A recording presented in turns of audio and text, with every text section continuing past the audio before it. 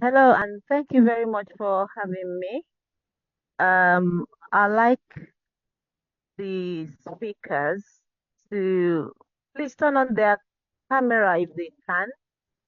If not, um, please be ready to.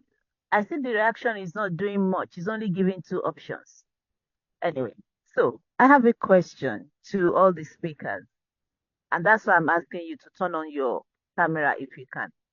I like you, by show of hands, to let us know if at any point in your journey you've thought about giving up.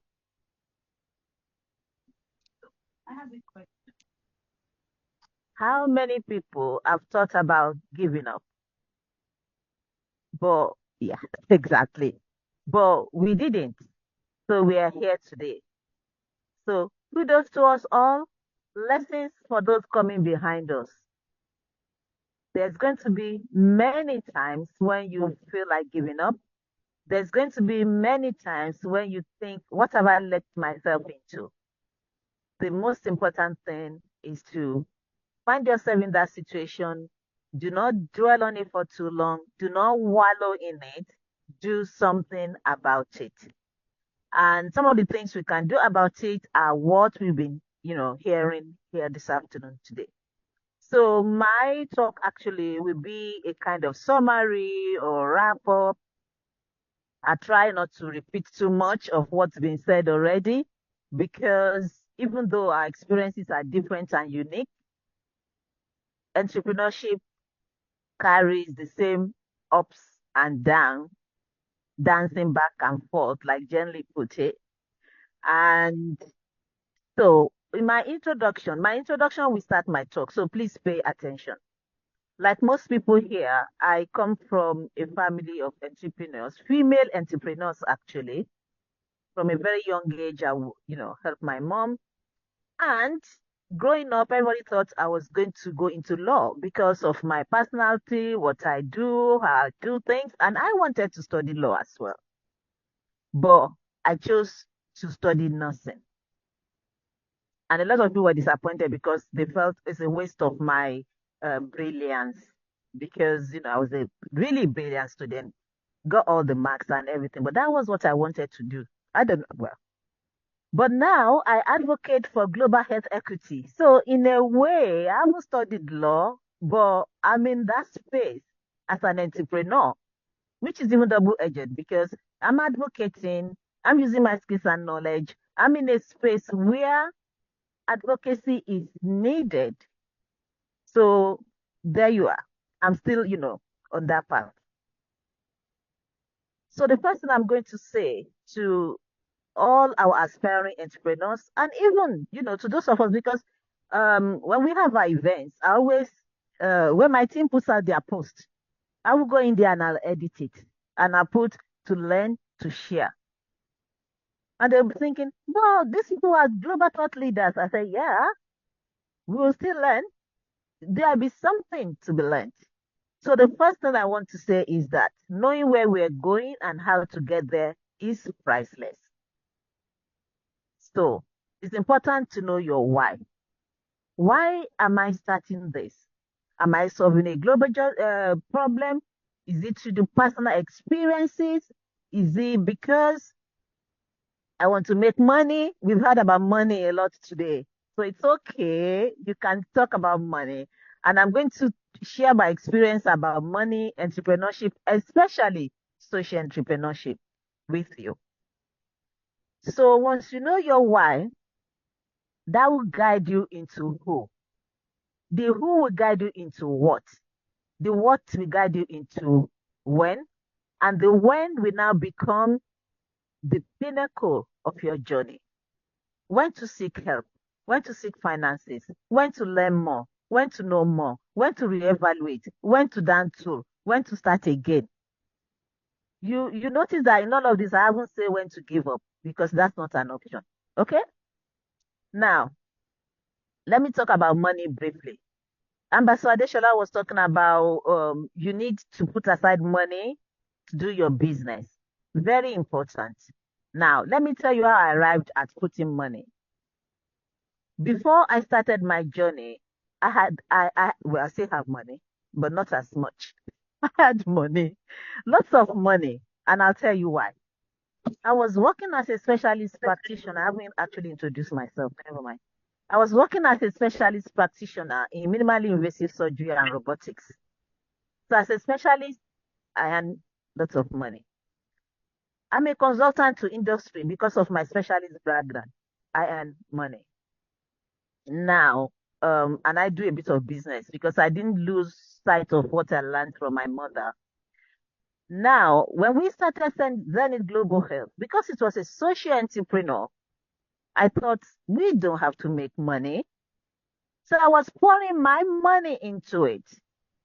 We can get funding here and there, that's fine. You say we needed 10,000. If we get 5,000, I won't even think about it. I just put another five. Bad idea, okay? Because we've been going for 10 years. And suddenly, somewhere along the line, actually somebody, because then I come to value added people in a minute. The people around me, the value added people, they were watching me and they were thinking, okay, she's passionate. Okay, she wants to help. Okay, she wants help to be equitable, but she's doing it the wrong way when it comes to money. Because in my mind, I thought if it's an NGO, if it's social entrepreneurship, you don't have to make money. So they called me and they said, you don't have to be poor because you're running a social enterprise. And by that time, money was actually running out. So it's important to think about money, A, for yourself, for your entrepreneurship journey, and also for the people you want to serve. Because there's going to come a point in time when you have to give back. Okay? And giving back doesn't have to be on a large scale. Giving back and actually come back to add value to your journey and to your business and to whatever you're doing. So, talking about value added people, it's important as an entrepreneur to surround ourselves with value added people. And I always use that word value added because when you start up and you have a bit of success, people will flock around you. That is the time when you have to know who is who, which can be difficult sometimes, but don't worry. They'll show themselves up and then you work it out at some point. And so these value added people, they are like the people I said that called me and said, you know what, this is what you do. This is how you do it. And this is how to achieve sustenance so that you don't burn out. Okay, because there's going to be lots of no's. And when you're scaling up and you're having, your no's, it becomes a problem if you don't have a backup plan financially. Okay. So in talking about value added, it's important to know that you are part of the bigger picture. So hold your value and bring your value. It doesn't matter whether you are starting today, you started a year, 5, 10 years ago. Hold your value and bring value. When people see that, they'll begin to respect you. They begin to work on your behalf, even when you don't know or need it. Sometimes when we need to reach out, people will come to me and say, oh, okay, send that email and mention my name. And when I send an email and mention, the response will be, oh, if so and so ask us to, we will respond. And it's because these people have watched us over the years. They've been part of what we do. They see how we do it. They see why we do it. Again, I'm going back to why. Because your why will guide you. And the world is watching. It doesn't matter where you're at in your entrepreneur journey.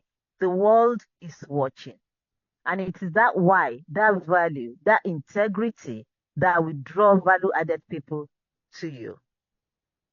Now, my journey as an entrepreneur, I trained in Nigeria. My background is nursing, actually.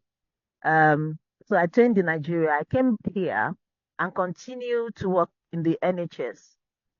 And at that time, the minimally invasive surgery was just coming up. And the learning curve is the longest I've ever seen. Sometimes one procedure may take us 10 hours, 12 hours. We've done 18 hours. And sometimes 8 hours. We still go back to the traditional way of doing surgery. We open up. So there was a lot of criticism about, oh, if we were doing it the traditional way, we could have finished 5 hours ago. You are blocking time. You are So not many people wanted to do it, but for some reason, I don't know why at that time. Now I know why. Somewhere along the line, I knew why. But at that time, I just stuck by it. I just wanted to do it. I just saw that there's, there's an innovative way of working. So not only did I stick by it. I was supporting the surgeons. I was encouraging them. Sometimes they'll think, oh my God, maybe we should. And I said, no, we have to. You know that last week, we didn't come this far last week. Now we've come this far. And that's how I started, being at the forefront of innovation and then saw the gap in that as healthcare professionals, we work in silo. We do great things in silo. What can we do to have more impact, especially globally? Bringing everybody together. Because when we have our master classes, people come from all over the world. In my work in transforming health in Africa, I go all over Africa. I support industry in establishing centers of excellence, put the curriculum together and everything. So I see greatness on both sides and what could be achieved. So that was how we started ZENITH Global Health for partnership, for collaboration, shared learning in the UK. And also, one other thing was that when I joined the NHS, somebody in those days, it's not like now when we have the diversity, the inclusion, you can do this, you can't do this. Somebody used a certain word at my earshot, and they didn't know that I had. And I was very young at the time, so I was very thirsty. My initial reaction could have been to answer back. And this is my why. But somehow I didn't answer back. But I stood and I said to myself out loud, as long as I'm in this profession, as long as I live and breathe, actually, no one will ever use these words on anyone around me, especially people from Black and ethnic minority. So I started out mentoring, teaching, training, doing everything possible, you know, to support people to advance. And that's another, giving back.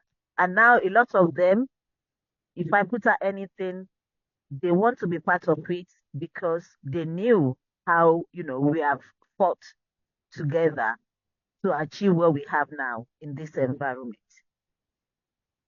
So that was how we started the workforce development aspect of ZENITH Global Health and then bridging the global south, global north divide in global health equity. Now, as entrepreneurs, it's important that we celebrate little wins because there's going to be disappointments, sleepless nights, and also turning those disappointments into stepping stones. I call that resilience.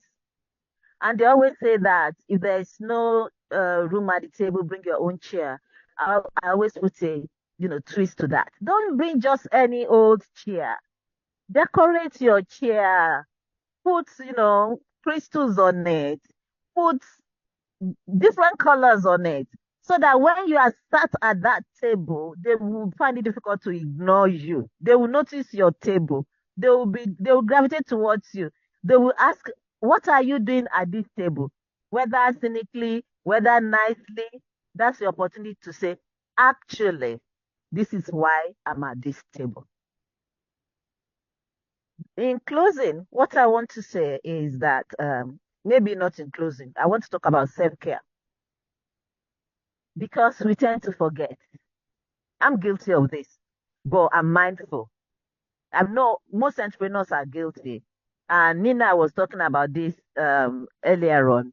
I only got to know about mindfulness when last year I felt really ill because my job, entails traveling a lot as well to different time zone countries, sometimes back to back. Sometimes when I came back from Saudi 2, 3 weeks ago, and somebody said, "Where are you going?" I said, "I'm not going anywhere now. It's Christmas and I'm winding down. In 2 weeks' time, I'm going to be in Kigali."